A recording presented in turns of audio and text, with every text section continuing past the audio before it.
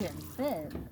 Marco. You don't know where the country West Florida was at. Because Marco sometimes is a bad boy. Did y'all know where West Florida, the country, was? No. Did you know that happened in 1810? You know what happened? The United States stole it and took possession of it. And you know how they did that? They had a plot.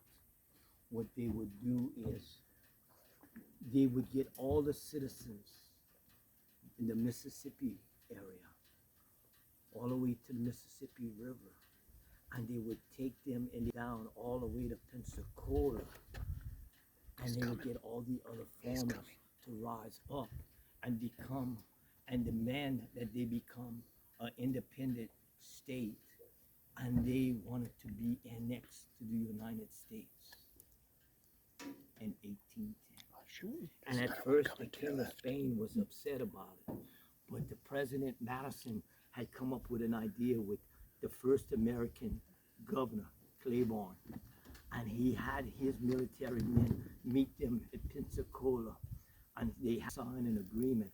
They were going to give up their weapons, and they were going to go back to the farms, and they would raise their family into the end of time, and they would be Americans at all times. They were people that had came from Virginia and all, who were distant relatives of Governor Claiborne and the president. And so that's how we acquired West Florida. And then they divided it by 3, but not equal.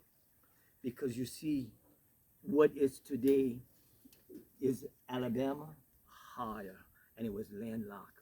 So then they took Pensacola, and they gave them roughly about 15%, and made it Alabama coming down.